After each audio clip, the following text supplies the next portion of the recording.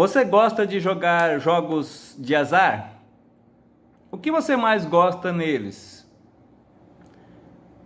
Que tipo de herança Deus proveu para você? Você tem certeza de que Deus ama você? Se sim, ótimo. Se não, por quê?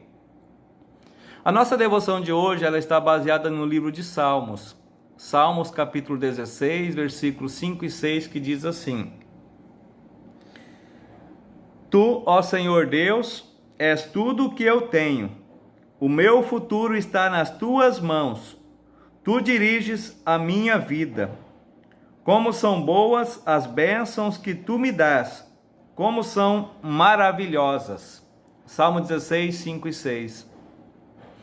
Algumas pessoas pensam que as suas vidas são determinadas pelo destino, pela sorte ou pelo acaso. Para essas pessoas, a vida ela é uma aposta, ela é um lançamento de dados. O salmista Davi, ele está familiarizado com os jogos de azar, ou, como ele conhecia bem a prática, lançando sortes. Mas Davi, ele sabe que o seu futuro não é uma questão de acaso, não é uma questão de sorte. Davi, ele sabe que a sua sorte vem de Deus. Ele sabe que Deus ele mantém a nossa vida, o nosso futuro. Deus ele conhece os caminhos da vida de Davi. Deus ele conhece os meus caminhos da vida e ele conhece os seus e de toda a humanidade. Davi ele expressa um pensamento semelhante também num outro salmo, que está registrado no Salmo 139, versículo 16, no qual diz assim o texto: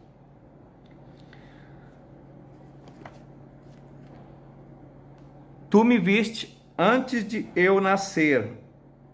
Os dias que me deste para viver foram todos escritos no teu livro, quando ainda nenhum deles existia. O povo de Deus, ele entendeu que o Senhor tinha o futuro em suas mãos. No antigo Israel, os sorteios sagrados às vezes eram usados com oração para determinar a vontade de Deus. Por exemplo, 1 Samuel, capítulo 14, versículo 41 e 42. Eu vou ler o texto. 1 Samuel, capítulo 14, versículo 41 ao 42. Então Saul disse ao Senhor, o Deus de Israel: Ó Deus, por que não me responde hoje? O Senhor, Deus de Israel, responde por meio do sorteio. Se a culpa for minha ou de Jonatas, responde pela pedra marcada, Urim. Mas se a culpa for de Israel, o teu povo, responde pela pedra marcada, Tumim. E a resposta indicou Jonatas e Saul, e não os soldados. Depois que Jesus também subiu aos céus, os apóstolos apresentaram 2 candidatos qualificados diante do Senhor em oração, pedindo-lhes que o Senhor Deus ajudasse eles a escolher um novo apóstolo que tomaria o lugar de Judas Iscariotes. E aí, então eles lançaram sorte por eles, e a sorte caiu sobre Matias, e ele foi contado com os 11 apóstolos. Atos capítulo 1, versículo 26. Lançar sortes desempenhou um papel na morte do nosso Senhor Jesus Cristo. Enquanto Jesus estava pendurado na cruz, os soldados dividiram as suas vestes, um ato predito nas Escrituras também, está lá no Salmo 22, versículo 18, repartiram entre si as minhas vestes e lançaram sorte sobre as minhas vestes. As linhas divisórias da vida do nosso Senhor Jesus Cristo não pareciam cair em lugares agradáveis. Jesus ele foi condenado, ele foi pregado na cruz, ele morreu, ele foi enterrado.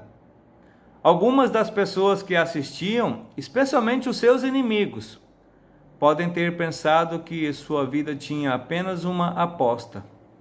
Os inimigos pensaram que essa aposta eles haviam vencido. Os inimigos pensaram que através da morte de Jesus, o seu destino estava acabado, sem propósito. Mas a morte de Jesus, ela não foi um ato do acaso. Ela não foi um lançamento de dados. Por causa da nossa salvação, Jesus ele foi entregue à morte, de acordo com o plano definido e a presciência de Deus. Atos 2:23. Deus Pai, ele segurou a sorte do seu filho e o ressuscitou da morte, exaltando-o para reinar em glória. O salmista se alegra porque o Senhor é a sua porção escolhida, a porção ou a parte que ele recebe como herança. Pela graça de Deus, através da fé em Jesus, nós também temos o Senhor como a nossa porção escolhida. Ó Senhor Deus, Tu és tudo o que eu tenho.